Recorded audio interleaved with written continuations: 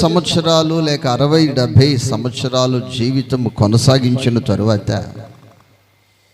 మీరు ప్రవేశించే ఆ పట్టణములో, ఆ రాజ్యములో ఆకలి లేదు, దప్పు కాలేదు. ఆకలి లేదు, ఆకలి లేదు, దప్పు కాలేదు.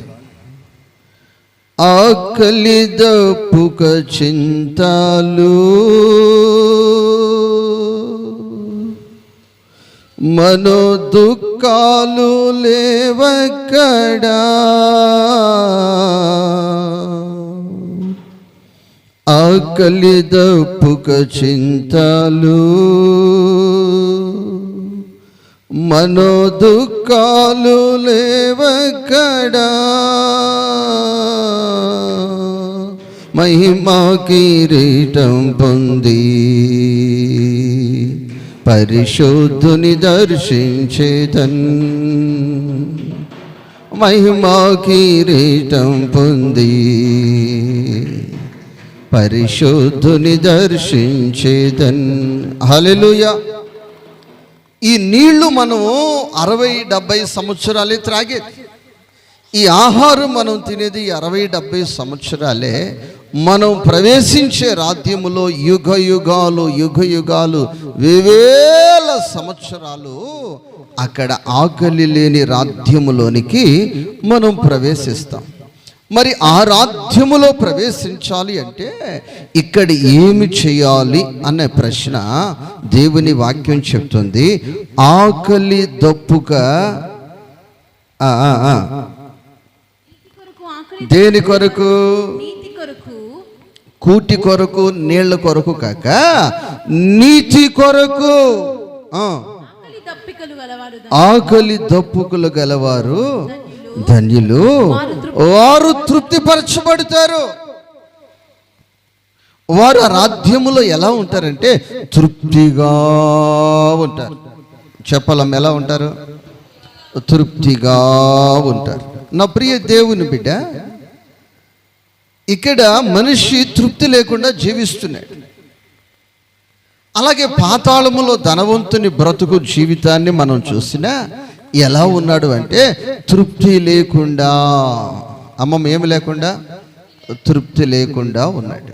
కాబట్టి నా తల్లి, కాబట్టి సహోదరి సహోదరుడా, మనము తృప్తి కలిగి ఉంటాము. ఎలా ఉంటాము?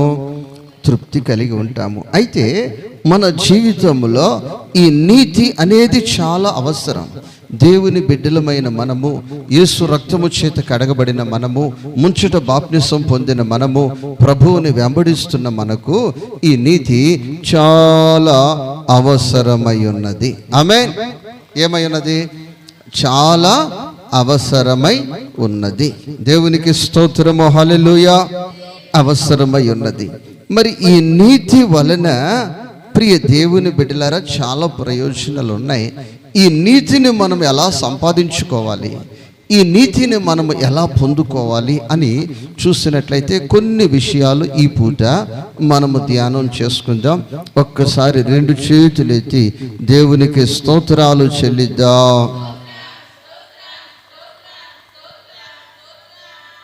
కొద్దిగా సౌండ్ పెంచి గట్టిగా చెప్దాం.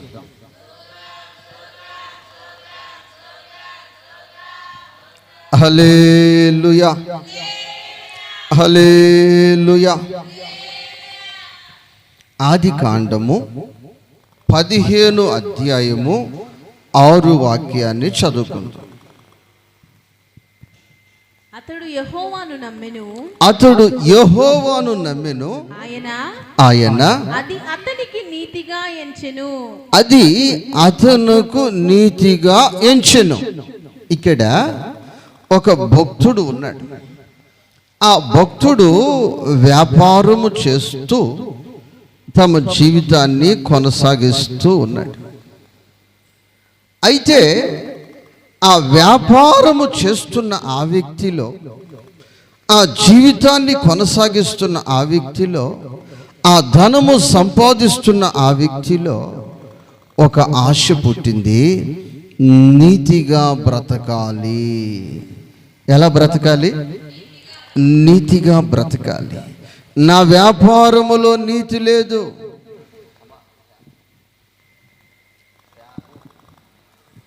వ్యాపారములో నీతి లేదు, నా బ్రతుకులో నీతి లేదు, నా జీవితంలో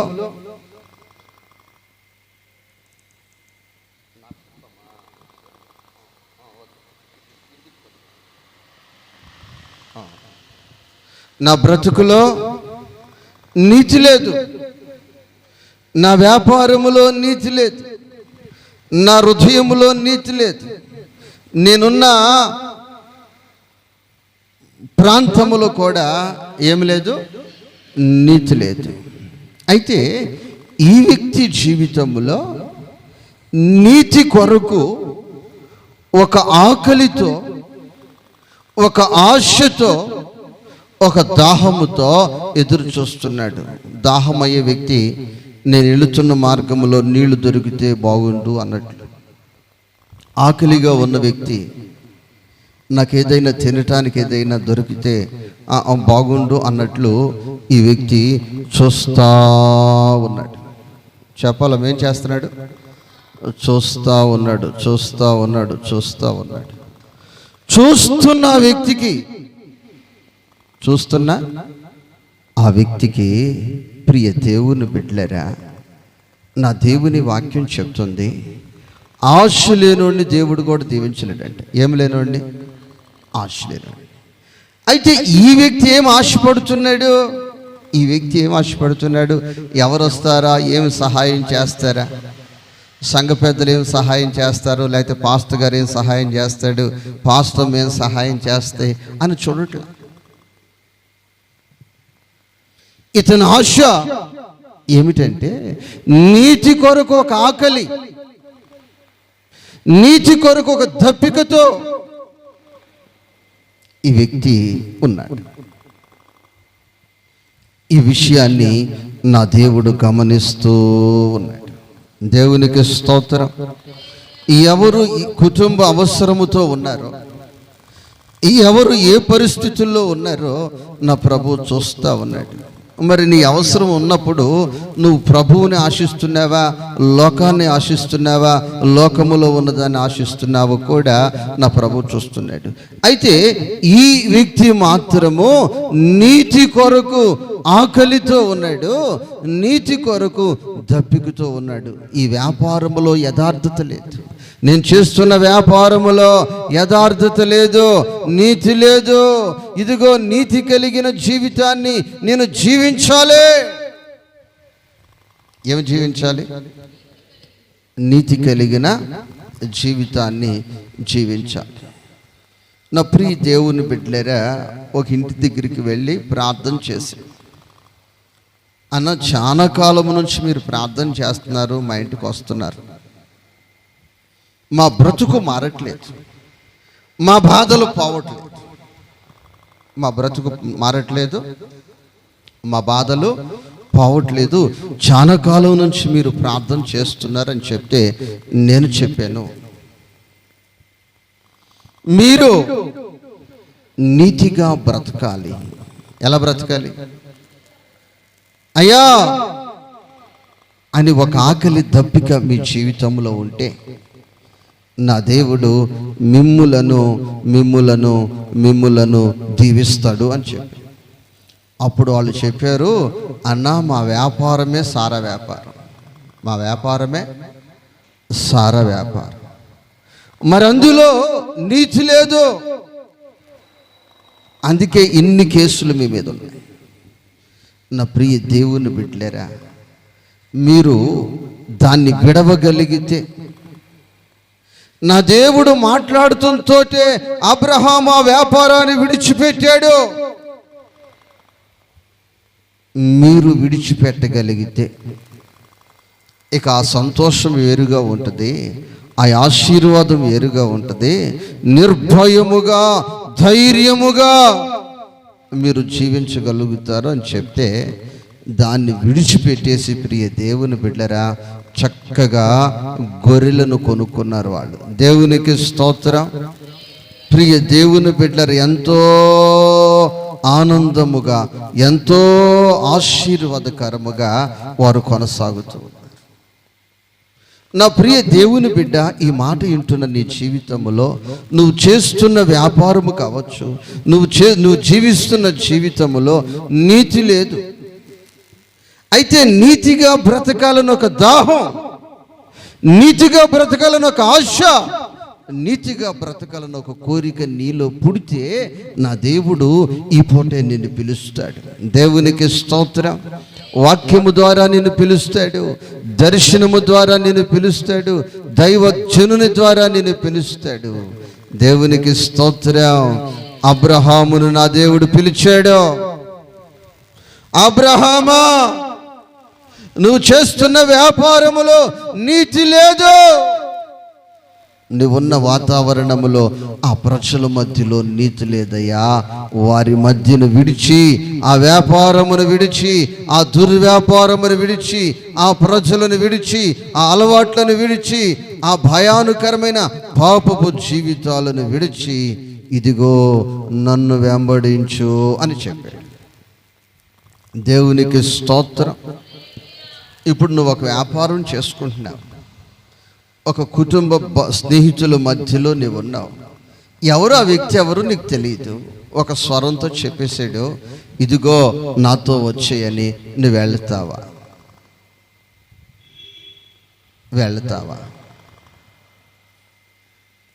నా ప్రియ దేవుని బిడ్డ, అబ్రహాము ఆ స్వరాన్ని నమ్మాడు, ఆ వాక్యాన్ని నమ్మాడు.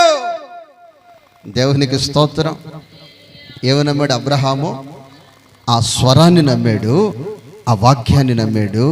ఆ దుర్వ్యాపారమును విడిచి, ఆ నీతి లేని బ్రతుకును విడిచి బయలుదేరాడు.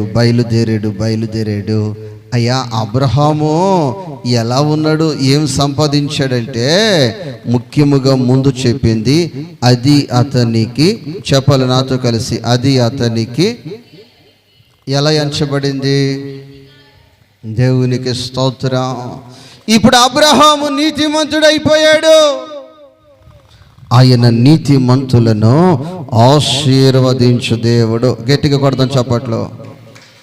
హల్లెలూయా.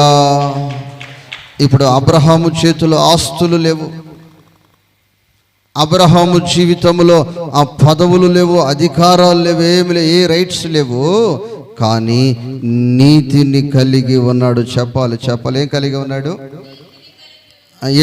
ఉన్నాడు? నీతిని కలిగి ఉన్నావు.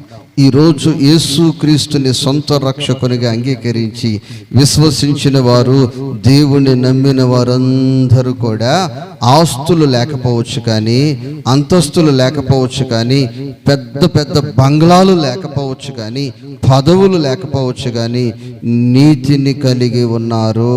చెప్పలేం కలిగి ఉన్నారు? చెప్పలేం కలిగి ఉన్నారు? నీతిని కలిగి ఉన్నారు. ఏం కలిగి ఉన్నారు? గట్టి చెప్పలేం కలిగి ఉన్నారు? నీతిని కలిగి ఉన్నారు. ఇప్పుడు ఈ నీతిని ప్రభు రాకడి వరకు, ఇప్పటి వరకమ్మా గట్టిగా పట్టుకోవాలా లేదా? యోబు గ్రంథము 26 అధ్యాయము 6 వాక్యం. యోబు గ్రంథము 26 అధ్యాయము 6 వాక్యం. యోబు గ్రంథము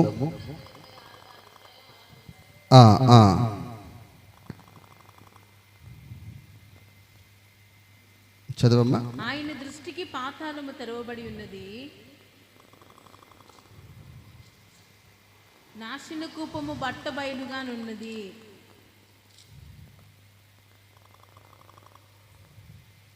26 అధ్యాయము 6 వాక్యము, పేజీ నెంబరు 439.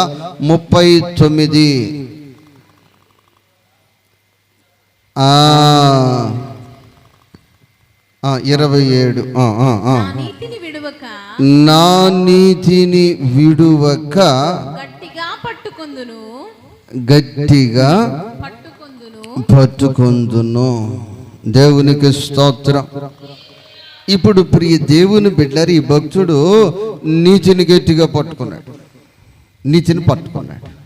ఇక నీతిని పట్టుకొని జీవితాన్ని కొనసాగిస్తూ ఉన్నాడు. కొనసాగిస్తూ ఉంటే భార్య వచ్చి అంటది, లోకస్తులు వచ్చి అంటారు, పాపపు మనుషులు వచ్చి అంటారు, చెప్తున్నారు ఏంటంటే నీతిని వదిలిపెట్టేసేయి. ఏం వదిలిపెట్టేసేయి? ఏం వదిలిపెట్టేమంటున్నారు? నీతిని వదిలిపెట్టేసేయి, నీతిని వదిలిపెట్టేసేయి, నీతిని వదిలిపెట్టేసేయి అంటున్నారు. దేవునికి స్తోత్రం, హల్లెలూయా. ఏమంటున్నారమ్మా? నీతిని వదిలిపెట్టేసేయి, నీతిని వదిలిపెట్టేసేయి, నీతిని వదిలిపెట్టేసేయి అంటున్నారు. భార్య కూడా ఏమంటుందంటే ఆ నీతిని వదిలి అవతల పడేసి సావరాదు అంటుంది. దేవునికి స్తోత్రం. ఇప్పుడు నీతిగా జీవించాలని వాక్యం విన్నప్పుడు ఆ వాక్యం అనే నీతిని గట్టిగా నువ్వు పట్టుకొని బయలుదేరుతావు.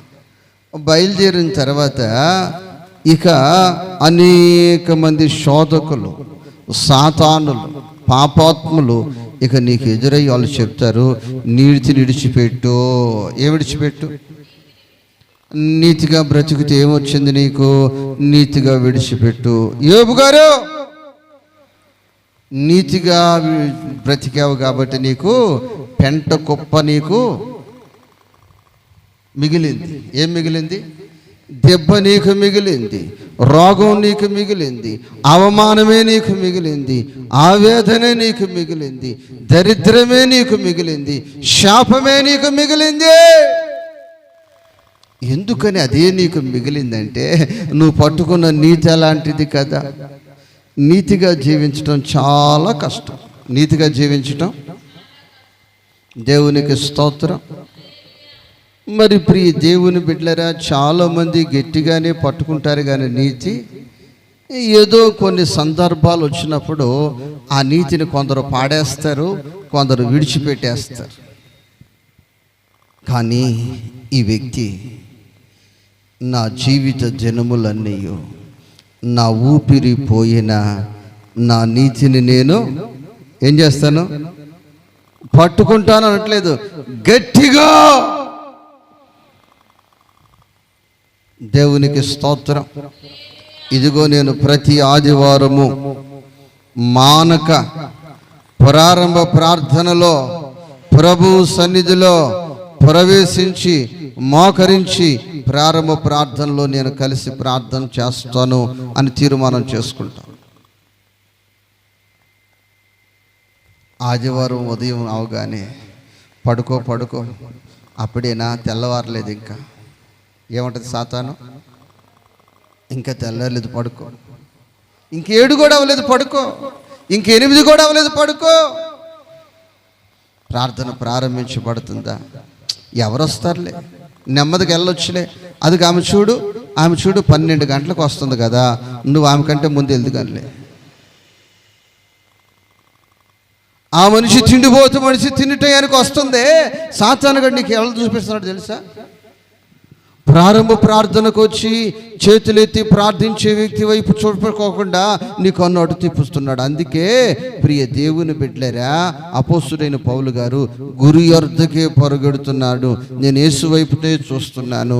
ప్రియ దేవుని బిడ్డలారా, తిమోతికి అపోస్తుడైన పౌలు గారు ఏం రాస్తున్నాడంటే, మృతుల్లోను దావీదు సంతానములో పుట్టి మృతుల్లో నుంచి లేచిన క్రీస్తునే నువ్వు చూడాలి.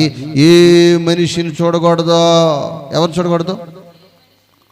ఏ మనిషిని నువ్వు చూడకూడదు. ఎందుకనంటే ఏ మనిషిలోనైనా మచ్చ కనపొచ్చు, కానీ మచ్చ లేనివాడు నేను ప్రకటిస్తున్న యేసు. ఆ యేసు వైపు చూస్తేనే నీ నీతిని నువ్వు కాపాడుకోగలుగుతావు. కాబట్టి ఆ నీతిని నువ్వు గట్టిగా పట్టుకోవాలి. ఆ నీతిని అమ్మమ్మ ఎట్ట పట్టుకోవాలి? గట్టిగా పట్టుకోవాలి. దేవునికి స్తోత్రం. ఆ నీతిని గట్టిగా పట్టుకోవాలి. ఆ నీతిని గట్టిగా పట్టుకోవాలి. దేవునికి స్తోత్రం, హల్లెలూయా. యోబు గారు ఆ నీతిని విడిచిపెట్టలేదు. ఆ నీతిని వదిలిపెట్టలేదు. ప్రాణము పోయే పరిస్థితులు వచ్చినా, అవమానాలు వచ్చినా, ఆర్థిక పరిస్థితులు వచ్చినా, ఇరుకులు వచ్చినా, ఇబ్బందులు వచ్చినా వదిలిపెట్టలేదు. దేవునికి స్తోత్రం. ఆ విధముగా నువ్వు ఆ నీతిని గట్టిగా నువ్వు పట్టుకోగలిగితే నీవు ధన్యుడవు, నీకు మేలు కలుగుతుంది. నువ్వు ధన్యురాలవు, నీకు శుభము కలుగుతుంది. దేవునికి స్తోత్రము. హల్లెలూయా. మనము పొందిన ఈ యొక్క ఉపదేశాన్ని, మనం పొందిన ఈ యొక్క నీతిని మన జీవితంలో మనము గట్టిగా పట్టుకోవాలి. చెప్పాలి, ఎలా పట్టుకోవాలమ్మా? గట్టిగా పట్టుకోవాలి. ఎన్ని రోగాలు వచ్చినా, ఎన్ని అవమానాలే వచ్చినా గట్టిగా మనం పట్టుకున్నప్పుడు మనము ఆ నీతి మన జీవితానికి ఆశీర్వాదకరముగా మారిపోతుంది.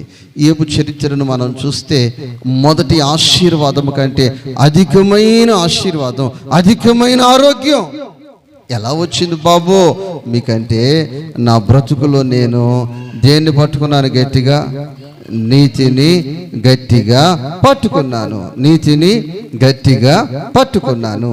కాబట్టి ఆ అనుభవాలలో నడిపించబడుదురు కాక. ఆమేన్. 92వ కీర్తన 12 వాక్యాన్ని చదువుకుందాం. 92వ కీర్తన 12 వాక్యాన్ని చదువుకుందాం. నీతిమంతులు ఖర్జూర వృక్షము వలె మోవవేయుదురు. దేవునికి స్తోత్రం. ప్రియ దేవుని బిడ్డలారా, ఇప్పుడు నీతిమంతులు మాత్రమే ఆశీర్వదించబడతారా? నీతి లేని వాళ్ళు ఆశీర్వదించబడరా? నీతిని వదిలిపెట్టిన వారు, నీతిని విసురు కొట్టిన వారు, నీతిని వారి దరిదాపులకే రాకుండా తరిమి కొట్టిన వాళ్ళు ఆశీర్వదించబడరా? అంటే నీతిమంతుని ఆశీర్వాదం ఎలా ఉంటుంది? నీతి లేని వాని యొక్క ఆశీర్వాదము ఎలా ఉంటుంది? దేవునికి స్తోత్రం. హల్లెలూయా. ఇప్పుడు ఈ ఖర్జూరపు చెట్టు, తాడి చెట్టు, కొబ్బరి చెట్టు, ఈ గుణము వీటన్నిటిది ఒకే గుణము. ఈత చెట్టు, ఈ చెట్టు పైకి చూస్తుంది. ఇటు చూస్తామా? చెప్పాలి, ఎటువైపు చూస్తుంది? పైకి చూస్తుంది. ఈ పైకి చూచుట దేనికి సాదృశ్యముగా ఉందంటే, దావీదు సంతానములో పుట్టి మృతులలో నుంచి లేచిన యేసుని చూచుట, యేసుని జ్ఞాపకం చేచుట దీనికి సాదృశ్యముగా ఉంది. పరలోక రాజ్యము వైపే చూస్తుంది, ప్రభు వైపే చూస్తుంది. కేరళలో వచ్చిన తుఫాను వచ్చి పడిపోయినా మరలా ఇట్లేపుద్దంతలా పైకే చూస్తుంది. దేవునికి స్తోత్రం. హల్లెలూయా. ఇప్పుడు ఈ నీతిమంతునికి ఎంత డబ్బున్నా, ఎంత ఆశీర్వాదం ఉన్నా అతని చూపు ఎటువైపు ఉంటుంది? యేసు వైపే ఉంటుంది. చెప్పాలమ్మా, ఎటువైపు ఉంటుంది? యేసు వైపే ఉంటుంది. దేవునికి స్తోత్రం. యోబు గారు మొదటి వచనాలు, మొదటి అధ్యాయం చదివితే చాలా ఆస్తులు ఉన్నాయి, చాలా గాడుదలు ఉన్నాయి, చాలా గొర్రె మేకలు ఉన్నాయి, దుక్కు ఎద్దులు ఉన్నాయి. ఇవన్నీ ఉన్నా పొద్దుటే లేసి ఆయన ఏం చేశాడంటే ప్రార్థన చేస్తూ ప్రభు వైపే చూస్తుండేవాడు. ఆమె ఎటువైపు చూస్తున్నాడు? ప్రభు వైపే చూస్తున్నాడు. దేవునికి స్తోత్రం. ఎవరైపు చూస్తున్నాడు? ప్రభు వైపే చూస్తున్నాడు. కాబట్టి నా ప్రియ దేవుని బిడ్డ, నీ జీవితంలో నా జీవితంలో, మన జీవితంలో మనుష్యుల వైపు చూడక, లోకం వైపు చూడక, లోకములో ఉన్నదాని వైపు చూడక, ఈ ఖర్జూర వృక్షములో మనము నేర్చుకోవలసింది ప్రభు వైపే చూడాలి. ఎటువైపు చూడాలమ్మా? ప్రభు వైపే చూడాలి. ఇప్పుడు మిగిలినవి నీతి లేనివా అంటే అవును, నీతి లేనివి. ఇప్పుడు మామిడి చెట్టే ఉంది. మామిడి చెట్టు ఇక్కడ ఉంటుంది. దీని కొమ్మ చూసినట్లయితే గోడ అవతల ఉంటుంది. ఎక్కడ ఉంటుందమ్మా? గోడ అవతల ఉంటుంది. సర్పాదు ఉంటుంది, దాని మొదలు ఇక్కడే ఉంటుంది. కానీ దాని కాయ ఎక్కడ కాస్తుంటే పక్కింట్లోకి వెళ్ళి కాస్తుంది. ఎక్కడ కాస్తుంది? ఇక్కడ నీళ్లు త్రాగుతుంది, ఇక్కడ భూసారాన్ని అది తింటుంది. మందులేసేది ఇక్కడ, దానికి ఎరువులేసేది ఇక్కడ, నీరు పోసేది ఇక్కడ, కానీ ఇది కాయ కాసేది అక్కడ. ప్రియ దేవుని బిడ్డలారా, ఈరోజు కొందరు ఉన్నతమైన ఉద్యోగాలు చేస్తూ ఉన్నా, ఉన్నతమైన వ్యాపారాలే చేస్తూ ఉన్నా, వారు తల్లిదండ్రులకు ప్రయోజనముగా లేరు, భార్య బిడ్డలకు వారు ఉపయోగకరముగా లేరు, తోబుట్టులకు వారు అనుకూలముగా లేరు.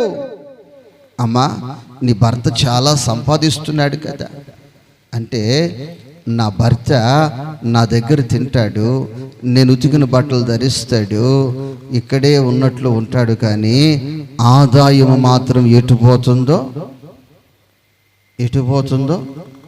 తెలియదు. దేవునికి స్తోత్రం.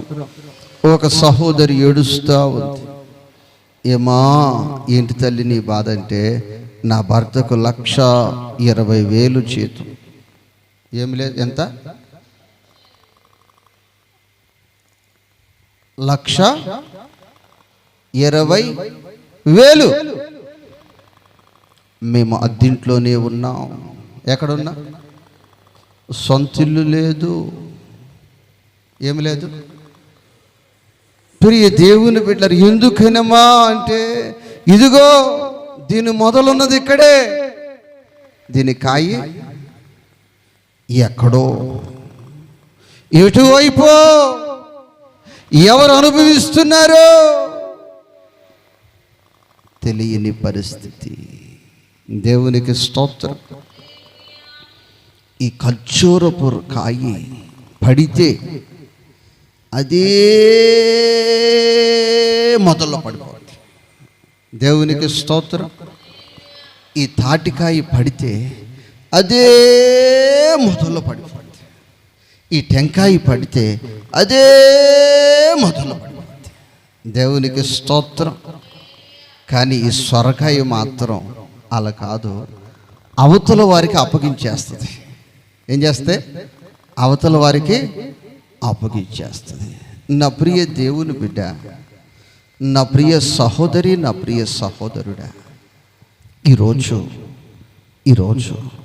నీ ఆశీర్వాదం, నీతిమంతుని ఆశీర్వాదము వలె నీ కుటుంబము, నీ భార్య, నీ బిడ్డలు, నీ తల్లిదండ్రులు అనుభవించే స్థితిలో ఉందా? లేక ఎక్కడో చీకటి కొంపల్లో, ఎక్కడో బ్రాందీ షాపుల్లో, ఎక్కడెక్కడో ఎవరెవరో నీ యొక్క కష్టార్జితాన్ని అనుభవించేటట్లు నీ బ్రతుకు కొనసాగుతుందా? దేవుని వాక్యము ఈ పూట చెప్తుంది, నీతిమంతులు ఎలా ఉంటారంటే ఖర్జూర వృక్షము వలె మువ్వ వేస్తూ చక్కగా నూతన అనుభవాలు, సంతోషముగా వెళ్తుంది. దేవునికి స్తోత్రం. హల్లెలూయా.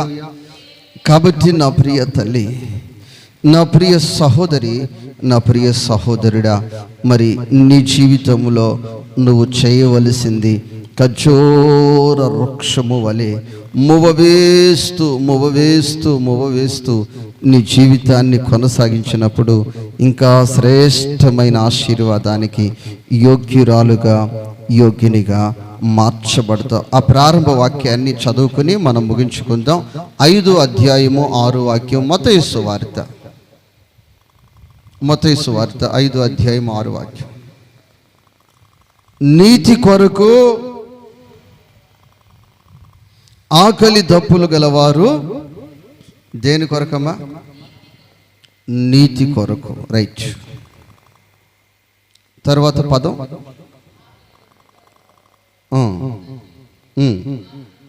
వారు, అందరు కాదు, వారు తృప్తిపరచబడుదురు. ఈరోజు నేను కొందరిని వారితో మాట్లాడుతూ ఉంటాను. అంటే వారి మనస్సు తెలుసుకోవటానికి. ఏం తెలుసుకోవటానికి? వారు తృప్తిగా ఉన్నారా, వాళ్ళు ఎలా బ్రతుకుతున్నారని. ఎంత వారు కలిగి ఉన్నా వారి జీవితంలో, వారి బ్రతుకులో తృప్తే లేకుండా బ్రతుకుతున్నారు. ఎలా బ్రతుకుతున్నారు? తృప్తే లేకుండా బ్రతుకుతున్నారు. ప్రియ దేవుని బిడ్డలారా, ఎక్కడైనా ప్రార్థన కూటానికి వెళ్ళి వచ్చిన తర్వాత అడుగుతా, అమ్మా పర్లేదా, మంచిగా భోజనం చేశారా అని అడుగుతా. మంచిగా భోజనం చేశారని చెప్తా.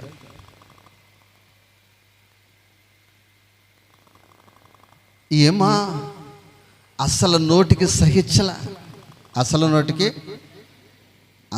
నోటికి సహించల. ప్రియ దేవుని బిడ్డలారా, వారి స్థితికి మించి వారు చాలా రకాలు చేసి దేవుని బిడ్డలకు పెడితే ఆశీర్వాదం కదా అని పెడితే వీళ్ళు దాన్ని తృప్తిగా తిని, అమ్మా మాకు చాలా రుచిగా ఉన్నాయి, తృప్తిగా ఉన్నాయి అని చెప్పుకోకుండా అసంతృప్తితో, ఎలాగమ్మా? అసంతృప్తి. ఇక వాళ్ళు బ్రతికే అంతే, వాళ్ళ బ్రతికే అంతే. నా ప్రియ దేవుని బిడ్డ, నేను చాలామందిని గమనిస్తుంటా. మనకు కలిగిన దానితో తృప్తి చెందాలి. మనకు కలిగిన దానిలో తృప్తి చెందాలి. అవి కలిగిన వస్త్రాలు కావచ్చు, నీకు కలిగిన వస్తువులు కావచ్చు, నీకు కలిగింది ఏది కావచ్చు, దానితో నువ్వు తృప్తి చెందాలి. దేవునికి స్తోత్రం. బద్వేలు వెళ్ళినప్పుడు పెద్దలు, పరిశుద్ధులు, దైవజనులు అడిగారు, ఎలా ఉన్నావు? అయ్యా నేను సంతృప్తిగా ఉన్నాను అని చెప్పి. ఎలా ఉన్నాను? నాకు ఏ కొదువ లేదు, సంతృప్తిగా ఉన్నాను అని చెప్పి. దేవుడు అన్నీ ఇచ్చాడు, దేవుడు సంతృప్తిగా ఉన్నానని చెప్పి. దైవజనులు యేసన్న గారు ఈ ప్రాంతానికి పంపించిన ప్రారంభ దినాల్లో మరలా గుంటూరు వెళ్ళినప్పుడు దైవజనులు కలిసినప్పుడు నన్ను అడిగేవారు, ఎలా ఉన్నావు అని. అయ్యా నేను సంతృప్తిగా ఉన్నాను. ఎలా ఉన్నాను? అయితే నాయుడుపేట చర్చి ప్రారంభోత్సవానికి వెళుతూ ఒకరోజు యేసన్న గారు సడన్గా వచ్చారు. వచ్చేసరికి చర్చిలో అలా కూర్చుని వెంటనే లేచి ఒక చిన్న రూమ్ ఉండేది, ఆ రూములోకి వెళ్ళిపోయారు.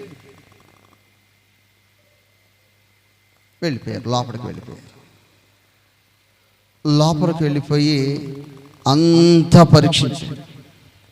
గ్యాస్ లేదు, మిల్లర్ వాటర్ లేవు,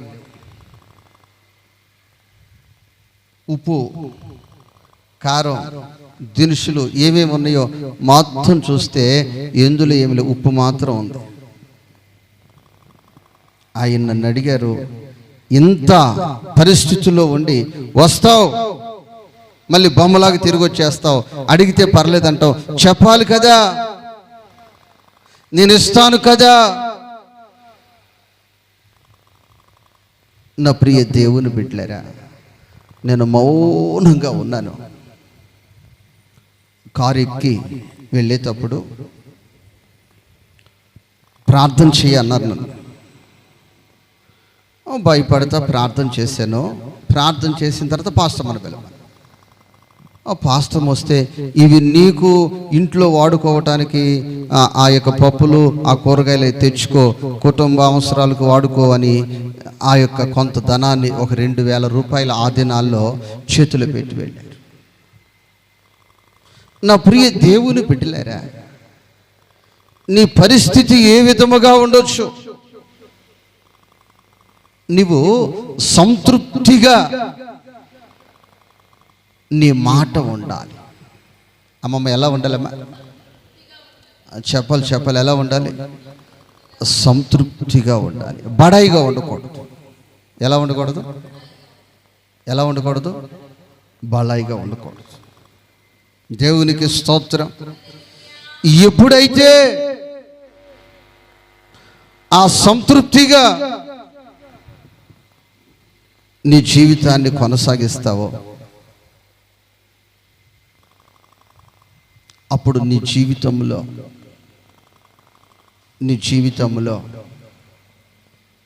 దేవుడు సమృద్ధిని ఇస్తాడో. ఇక్కడ నుంచి వెళ్ళిన తర్వాత మరలా నెలలో సేవకులు ఒక్కడానికి వెళ్ళినప్పుడు పిలిచాడు. ఒక్కరేమన్నా పిలిచాడు. వెళ్ళాను. ఎలా ఉన్నావు? బాగున్నాను, సంతృప్తిగా ఉన్నాను అని చెప్పా. అప్పుడదే చెప్పావు. అక్కడికి వస్తే అలా ఉంది.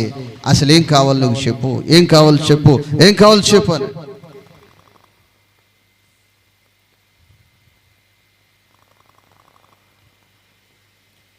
నేను అడిగింది నోరు తెరిచిన జీవితంలో ఒకటే, సైకిల్ కావాలని అడిగాను. ఏమడిగాను? సైకిల్ కావాలని అడిగాను. వెంటనే ఆ రోజుల్లో మరలా 2,000 రూపాయలు చేతికిచ్చి కావల్లో కొనుక్కో అని చెప్పారు. కావలకు వచ్చి అడిగితే 2,600 అవుతుందని చెప్పారు. ఎంత? ఫ్రీ. దేవుని పెట్టలేరా? మరల ఇల్లు అడగొచ్చు. కానీ ప్రార్థన చేసుకుని కొన్ని వారాలు ప్రార్థనలో కనిపెట్టి ఆ మిగిలిన ధనం కూడా సమకూర్చుకుని ఆ సైకిల్ తీసుకురావటం జరిగింది. నా ప్రియ దేవుని బిడ్డలారా, నీ జీవితంలో ఎలాంటి ఆర్థిక పరిస్థితులు ఉన్నా, ఎలాంటి లేమిలు ఉన్నా, లేదని ఊరంతా అసంతృప్తిగా ఈ దరిద్రత ఏంటో, ఈ రోగం ఏంటో అని నువ్వు మాట్లాడుతూ ఉంటే కృపను కోల్పోతావు. నీవు కృప పొందాలంటే దీన స్థితి అందున, సంపన్న స్థితి అందున, నడిచినా ఎగిరినా ఎలా ఉండాలి? సంతృప్తి కలిగి ఉండాలి. దీన స్థితి అందునా, సంపన్న స్థితి అందునా, దీన స్థితి అందునా, సంపన్న స్థితి అందునా, నడచినను అంటే చెప్పులు లేకుండా నడిచి వెళ్ళే టైం అయినా, విమానములో వెళ్ళే టైం అయినా ఎలా ఉండాలి? అమ్మమ్మ ఎలా ఉండాలి? నీ బ్రతుకులో పప్పుసారులో నంచు లేకపోతే ఎంత గొనుగుడో. ఏమి లేకపోతే? ఒకడైతే భార్యని తన్నేసాడంట. ఆమె వచ్చి దైవజనులు పరిశుద్ధులు ధనరాజు పాస్టర్ గారికి చెప్పిందంట, నా భర్త నన్ను తన్నాడు అని. ఆ సహోదరుని పిలిచయ్యా, భార్యని ఎందుకు కొట్టావా అంటే, పప్పుచారు చేసింది, అన్నం చేసింది. ఇంకెందుకయ్యా అంటే, ఇదిగో అవి నోట్లోకి, మరి ముక్కులోకి ఏది ఎండి చేపన్న కాల్చి అక్కడ పెట్టాలి కదా, అందుకు తన్నాను అన్నాడట. ప్రియ దేవుని బిడ్డలారా, మనకు కలిగిన దానిలో ఎలా ఉండాలి? అమ్మమ్మ ఎలా ఉండాలి? సంతృప్తి కలిగి ఉండాలి. ప్రియ దేవుని బిడ్డలారా, యేసుక్రీస్తు ప్రభువారు వీళ్ళకు భోజనం పెడదాం అన్నారు. ప్రార్థనకు వచ్చిన వాళ్ళకి ఏం పెడదామన్నారు? భోజనం పెడదాం అన్నారు. ఈ మిగిలిన వాళ్ళు ఏం చెప్తున్నారో తెలుసు సలహా. ఆ మాట చదువుకుని మనం ముగించుకుందాం. మార్కు సువార్త 8 వాక్యం. మార్కు సువార్త 8:5. ఆయన మీ యొద్ద ఎన్ని రొట్టెలున్నవని వారిని అడుగగా వారు 7 అనిరి. అప్పుడు ఆయన నేల మీద కూర్చుండుడని జనులకు ఆజ్ఞాపించి. మార్కు సువార్త 8:5 చదవండి తల్లి. అప్పుడు ఆయన నేల మీద కూర్చుండుడని జనులకు ఆజ్ఞాపించి 4 వాక్యములో ఉంది. అందుకు ఆయన శిష్యులు ఈ అరణ్య ప్రదేశములో ఒకడెక్కడ నుండి రొట్టెలు తెచ్చి వీరిని తృప్తిపరచగలరని వీరిని తృప్తిపరచగలరా? వీళ్ళు సామాన్యమైన వాళ్ళు కాదు. ఎంత తిన్నా ఏమంటారు? సహించలేదు, ఇక సహించలేదు, ఇక సహించలేదు, ఇక సహించలేదు, సహించలేదు. దేవునికి స్తోత్రం. హల్లెలూయా, హల్లెలూయా. నా ప్రియ దేవుని బిడ్డలారా, మన జీవితంలో, మన కుటుంబంలో మనకు దేవుడు ఇచ్చిన దానితో సంతృప్తి పొందితే దేవుడు ఎంత సంతోషిస్తాడో, దేవుడు ఎంత సంతోషిస్తాడో. వాళ్ళని చూసి ఏడుస్తుంటావు, వీళ్ళని చూసి ఏడుస్తుంటావు, ఆ పక్క వాళ్ళని చూసి ఏడుస్తుంటావు, వాళ్ళ చీరలు చూసి ఏడుస్తుంటావు, వాళ్ళ పిల్లల్ని చూసి ఏడుస్తుంటావు, వాళ్ళు తినేది చూసి ఏడుస్తుంటావు, వీళ్ళు తినేది చూసి ఏడుస్తుంటావు, వాళ్ళు కట్టి ఇంటిని చూసి ఏడుస్తుంటావు, వీళ్ళకు పండే పంటను చూసి ఏడుస్తుంటావు. నీకు కలిగినది కొంచెమై ఉండొచ్చు, నీకు కలిగింది జావ ఉండొచ్చు, అది గింజ ఉండొచ్చు, అది పచ్చడి ఉండొచ్చు.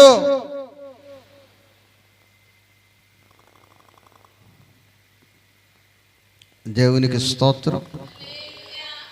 హల్లెలూయా, హల్లెలూయా.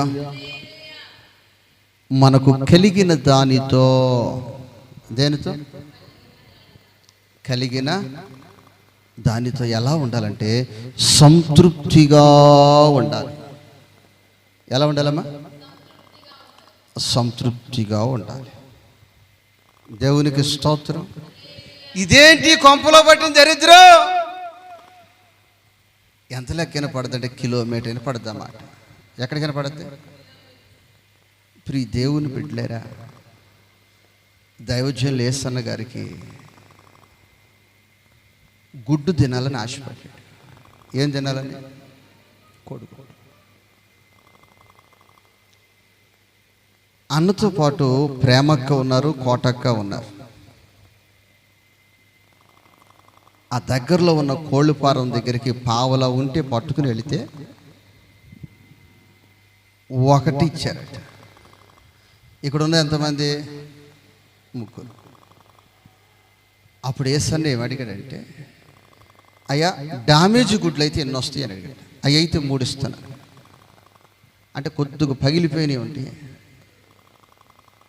ఆ 3 తెచ్చుకొని 3 ఆమ్లెట్లు వేసుకొని ఎట్లా తిన్నారు అమ్మా? ఇదేంటి ఈ దరిద్రం అనుకోలే. నీ ముఖానికి ఎప్పుడన్నా మంచి గుడ్లు తెచ్చే ముఖమేనా అడగల. అలా అడిగే భార్యలు ఉన్నారు. సవగ్గా వచ్చినాయి కాబట్టి తెచ్చి పడేస్తున్నాడు. లేదు ప్రియ దేవుడు, అవి తింటూ సంతృప్తిగా దేవుని స్తుతించారు. దేవునికి స్తోత్రం. నా ప్రియ దేవుని బిడ్డ, నీ స్థితి కొద్దిగే ఉండొచ్చు, నీ జీవితంలో అన్ని అనుకూలతే లేకపోవచ్చు. నిన్ను తృప్తిపరచువాడు ఉన్నాడు ఒక దినము. అయితే ఈరోజు నువ్వు నడిచినా ఎగిరినా ఏ స్థితిలో ఉన్నా ఎలా ఉండాలంటే సంతృప్తి కలిగి ఉండాలి. ఎలా ఉండాలమ్మా? సంతృప్తి కలిగి ఉండాలి. దేవునికి స్తోత్రము, హల్లెలూయా. ఎలా తృప్తిపరచగలడు? ఈరోజు నీ కుటుంబాన్ని చూసి, నీ దరిద్రతను చూసి, నీ లేమిని చూసి తోటి వాళ్ళందరూ అనొచ్చు, యేసయ్య నిన్ను ఎలా బాగు చేయగలడు, యేసయ్య నిన్ను ఎలా ఆశీర్వదించగలడు, యేసయ్య నీ కరువు ఏ విధముగా పోగొట్టగలడు. నా దేవునికి అసాధ్యమైనది ఏది లేదు. దేవునికి స్తోత్రం, హల్లెలూయా. ఇంకో విషయం చెప్పమంటారా? పావలాకి 3 గుడ్లు కదా, పావలాకి ఇప్పుడు గుడ్డు ఎంతమ్మా? అమ్మ ఇప్పుడు ఎంత? 7 రూపాయలు కదా. అప్పుడు 3 వచ్చాయి, అదే 7కి. అప్పుడు పావలా కాబట్టి 3 వస్తున్నాయి. ఇక వీళ్ళ ముగ్గురు చేసిన పని ఏంటంటే ఈ మిగతా కూరగాయలు తినటం మానేశారంట. ఇక వంకాయలు తినటము, ఇంకా బెండకాయలు తినటం. ఇది సవగ్గా ఉంది, అందులో గుడ్డు కదా మచ్చా, సవగ్గా ఉంది, గుడ్డు కదా. ఇప్పుడు 7 రూపాయలకు 3 గుడ్లు వచ్చినట్టు మనం వదిలి పెడతాం. ఇక రోజు జ్యోతిమ్మ, ఇక వాళ్ళు డైలీ ఇక అదే పనిలో ఉన్నారంట. ఒకరోజు వెళ్ళేసరికి, ఏసన్న వెళ్ళేసరికి వాళ్ళ భార్య వచ్చిందట బయటికి. పావలా ఇచ్చేసాడు, ఫిక్స్ కదా. పావలా ఇచ్చేసరికి ఆమె ఒక గుడ్డు తెచ్చింది. 3 రావు ఏమంది? 3 కాదు, ఈ మంచి గుడ్డు కాదమ్మా, డ్యామేజ్ 3 గుడ్లు నాకు రోజు మీ భర్త ఇస్తున్నాడు అన్నాడంట. చచ్చున్నాడా? అందుకేనా మా కుక్కలు నోటికాడ మట్టి కొట్టావు, నువ్వు ఎత్తుకుపోతున్నావా? ఆ పీనాసోడు ఈ డ్యామేజ్ గుడ్లు కూడా కుక్కలు లేకుండా నీకు ఇచ్చేస్తున్నాడు అదండి. ఇక అది కూడా డ్యామేజ్ గుడ్లు కూడా ఈ రాని ఆడు పని చెప్తాను. గుడ్లు భర్త ఏం చెప్తున్నాడంటే భార్యకి, ఆమె కుక్కను బాగా ప్రేమిస్తుందట. ఎవరిని ప్రేమిస్తుంది? మనోళ్ళు. ఎట ప్రేమిస్తుంది? కుక్కనే బాగా ప్రేమిస్తే ఈమె లేచి పారంలోకి రాకముందే ఈరోజు ఏమి డ్యామేజ్ అవ్వలేదని అమ్మేశాం. నా ప్రియ దేవుని బిడ్డలారా, ఇక అది కూడా పోయింది. ఇది కూడా అయినను సంతృప్తి. దేవునికి స్తోత్రం. అయినను సంతృప్తి. దేవునికి స్తోత్రం. హల్లెలూయా, హల్లెలూయా. వీళ్ళను దేవుడు ఎలా సంతృప్తి పరచగలడు?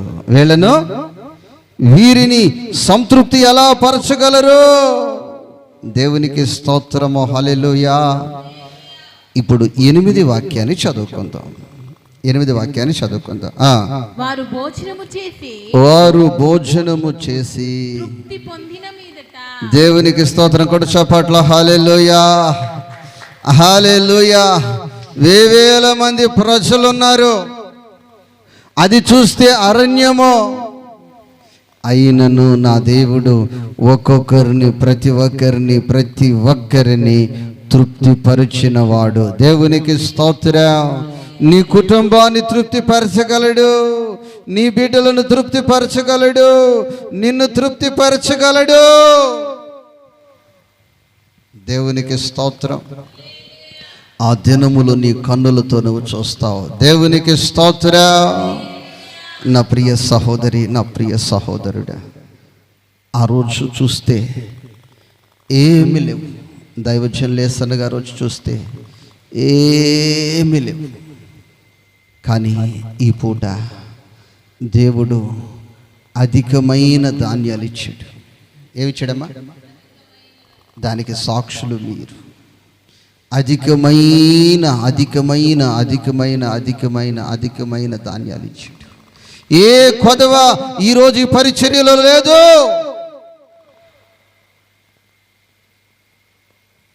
ఆ రోజు కూడా నా నోటితో నేను చెప్పింది, అయ్యా నేను సంతృప్తిగా ఉన్నాను, నాకే కొదవలేదన్నా. నా ప్రియ దేవుని బిడ్డలారా, ఈ పూట నీ కుటుంబంలో ఎన్నో ఆర్థిక పరిస్థితులు ఉండొచ్చు, ఎంతో ఇబ్బందిని జీవితంలో ఉండొచ్చు.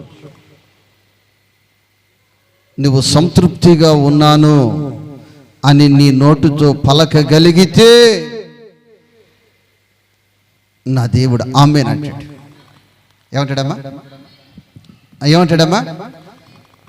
ఇక అది లేదు, ఇది లేదు, ఇది లేదు, అది లేదు అన్నప్పుడు ఆయన ఆమెను అన్నాడు అనుకో, ఇక నీ బ్రతుకంతా